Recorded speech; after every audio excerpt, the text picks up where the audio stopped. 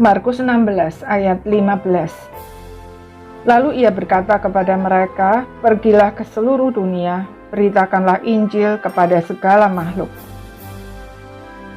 Penyataan diri Kristus telah bangkit kepada orang-orang percaya diakhiri dengan pengutusan untuk memberitakan Injil. Kata Injil berasal dari kata Euangelion dalam bahasa Yunani yang berarti kabar baik.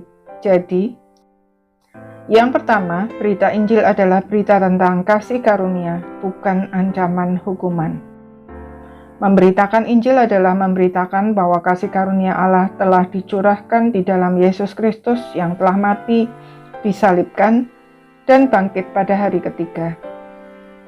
Bahwa keselamatan dari dosa dan maut dikaruniakan secara gratis tanpa syarat apapun, tidak menuntut dan bersifat kekal melalui iman kepada Yesus Kristus kepada orang berdosa yang tidak layak menerimanya.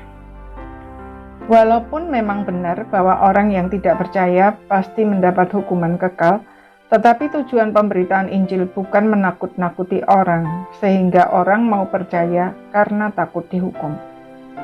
Jika Injil diberitakan dengan benar, orang yang mendengar memang menjadi sadar betapa besar dosanya, tetapi juga akan melihat bahwa kasih Allah melampaui semua dosanya, sehingga ia menjadi percaya karena mengasihi Tuhan, bukan karena takut dihukum.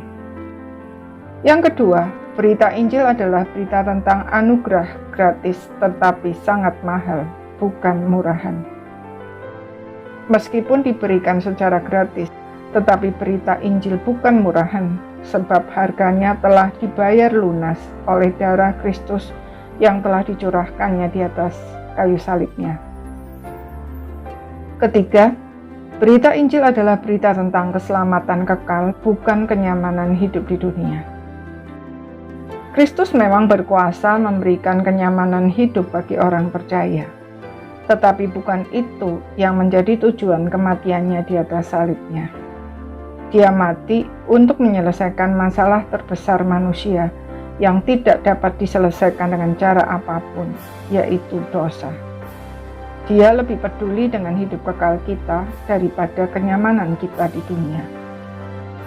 Bahkan kalau perlu, dia tidak segan-segan memakai berbagai kesulitan, berbagai kehilangan dan tantangan hidup untuk membentuk kita agar sesuai dengan kehidupan kekal. Maka orang yang mengikut dia hanya untuk mendapat kenyamanan hidup di dunia pasti akan kecewa.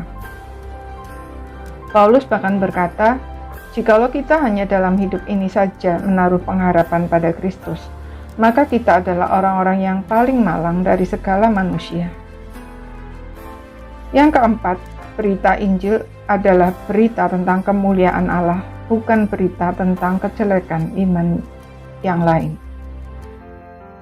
Meskipun bukan berarti tidak memberitakan kebenaran dengan tegas dan memaparkan perbedaan serta keunikan Injil, tetapi Injil yang diberitakan dengan menjelek-jelekan iman yang lain sesungguhnya bukanlah Injil. Kiranya Tuhan menolong kita untuk menjadi pemberita Injil yang setia dan bertanggung jawab. Amin.